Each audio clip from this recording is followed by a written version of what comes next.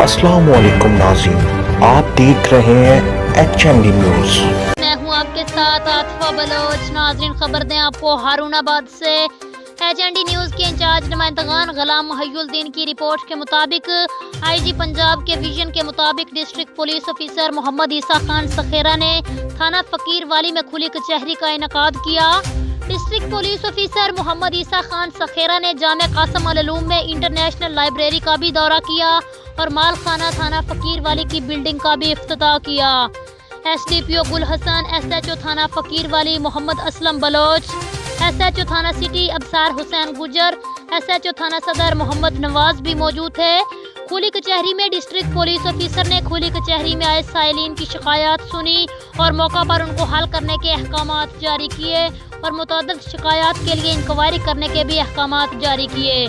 اس موقع پر سابق چیئرمین چودھری محمد نعیم گوگا، صدر انجمن تاجران چودھری ریاض احمد طاہر، جنرل سیکریٹری چودھری عبدالحکیم، میاں محمد سعید پیر، حافظ مسعود قاسم قاسمی، مولانا محمد احمد نعیم، حاجی اشرف الاسلام صابر شاہ، محمد عارف شہزاد، ڈاکٹر محمد عمران، عبید الرحمان قاسمی، سہیل عمران، مظفر علی ساہر سمیت معززین علاقہ نے کثیر تعداد میں شرکت کی۔ ڈسٹرکٹ پولیس آفیسر محمد عیسیٰ خان سخیرہ نے میڈیا سے گفتگو کرتے ہوئے کہا کہ اوپن ڈور پالیسی کے تحت کھلی کچہری لگانا وقت کی اہم ضرورت ہے تاکہ عوام کو ان کی دہلیز پر بر وقت انصاف کی فراہمی کو یقینی بنایا جا سکے۔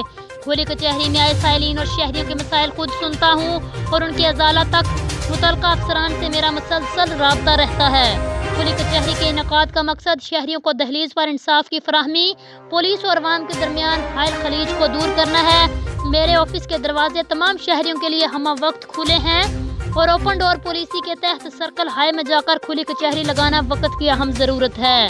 شہریوں کے مسائل اور شکایات کے حل اور عوام الناس کو بلا رکاوٹ فوری انصاف کی فراہمی کے لیے کھلی کچہری کا انعقاد کیا جاتا ہے، جہاں پر ان کی داد رسی کے لیے فوری احکامات جاری کیے جا رہے ہیں۔